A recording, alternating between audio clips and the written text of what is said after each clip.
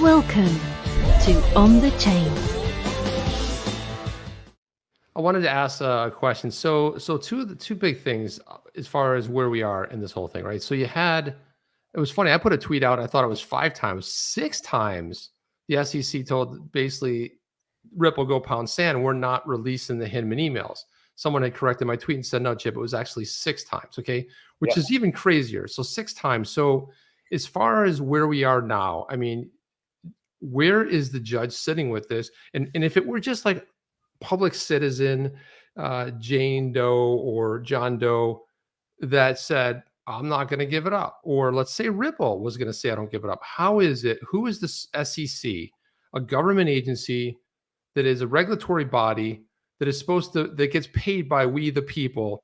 Where do they come off 6 times saying we're not going to do it? How does that happen? Well, they're taking advantage of two things. They're taking advantage of every delay lever that they can pull, but they're also taking advantage that, to be honest, Ripple hasn't been super aggressive about it, right? If I had one criticism, and I really don't, but if I had to come up with one, it would be how collegial. They're so collegial. I mean, I was listening to when I was at the hearing, the oral argument. Even Matthew Solomon, who is a much smarter guy than me, but he's like, Your Honor, I hate to point out the inconsistencies of the SEC's statements, and I'm like pounding the table like, Judge, they're lying, like, right? How many times they could come in court and change the story? Like, that's how I'd say it.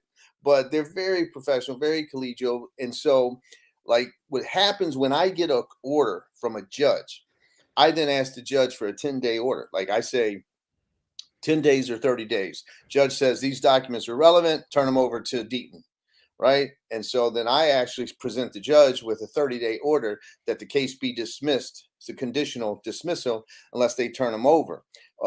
Ripple could have also possibly said, and there's that Australian guy, Bill, I forget his last name. He's really bright attorney in the XRP community.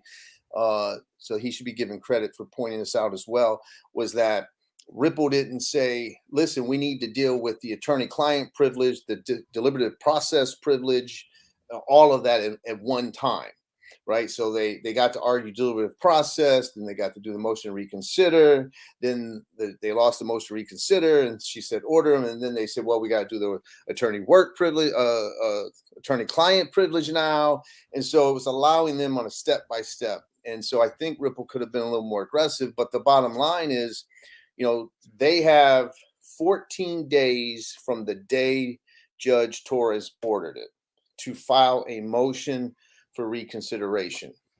That's what I anticipate. I anticipate that they're going to file that motion.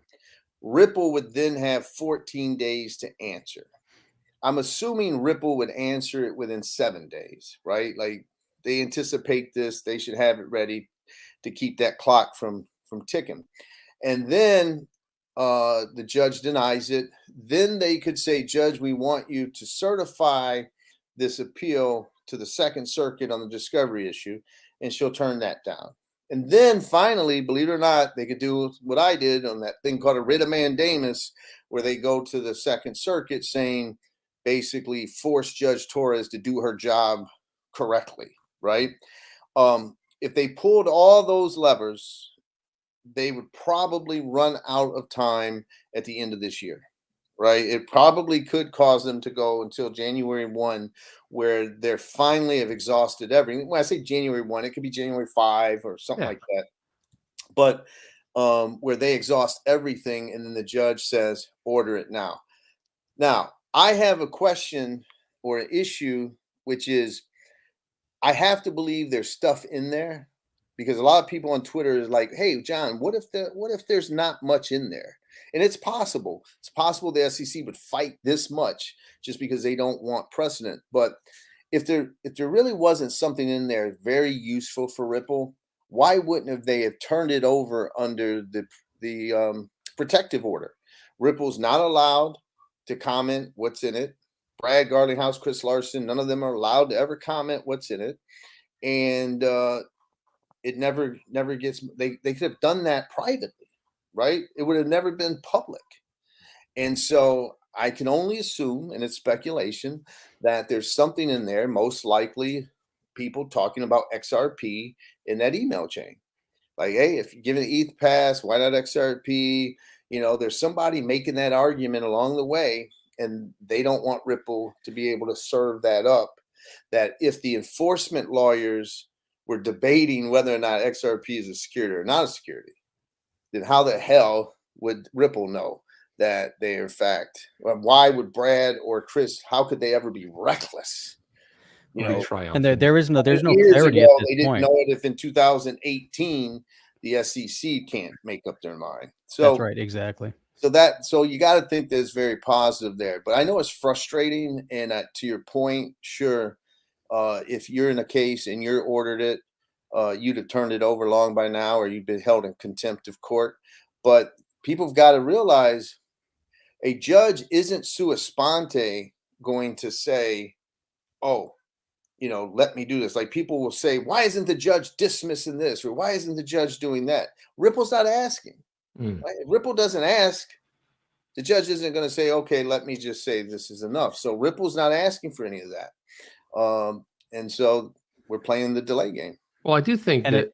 Go ahead, Jeff, jump in there. I was going to say, it seems like from that perspective, the SEC is doing enough harm to their own case, instead of having to intervene and say, stop, let's try to stop them from ruining, their case.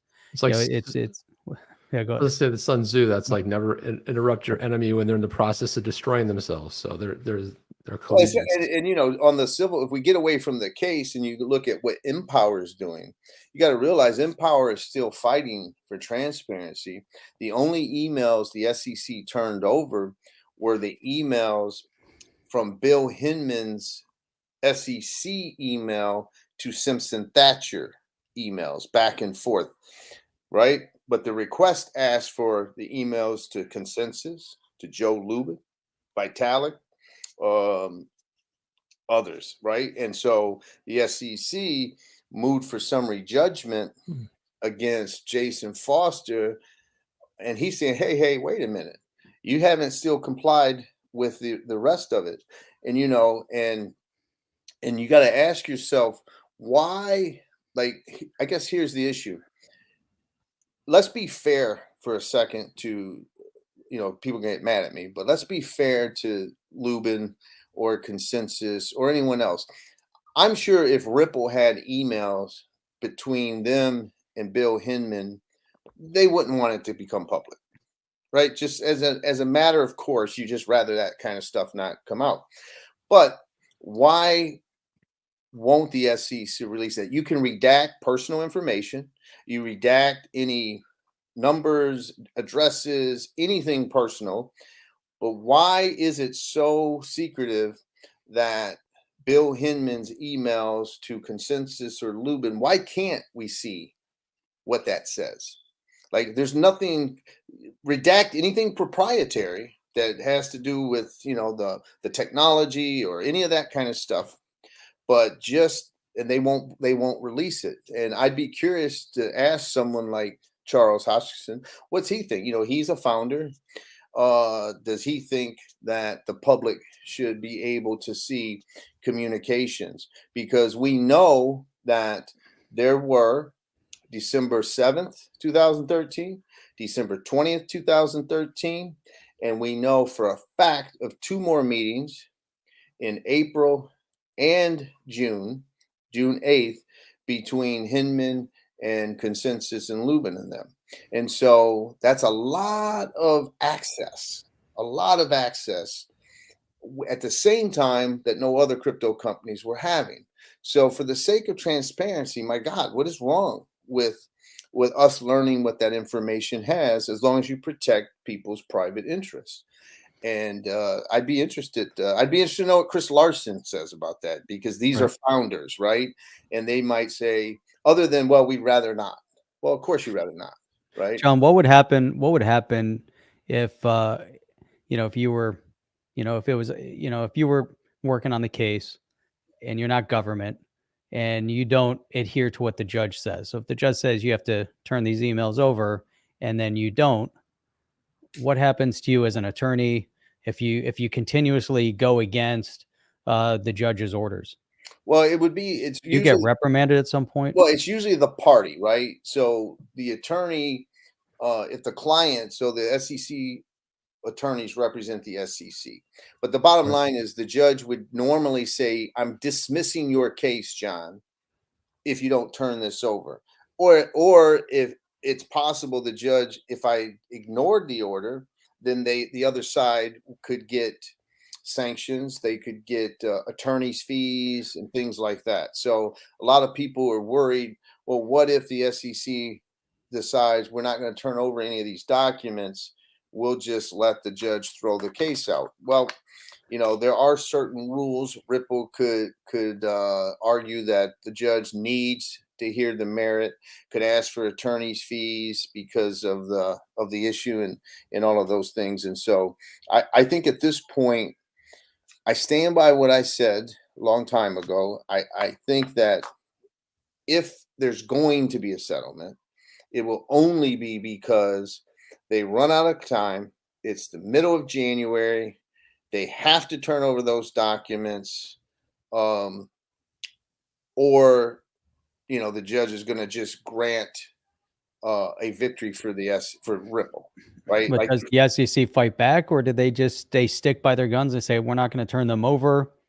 well, And I that's mean, and that's it. they could do that, and the judge could then turn around and rule as a matter of law for Ripple.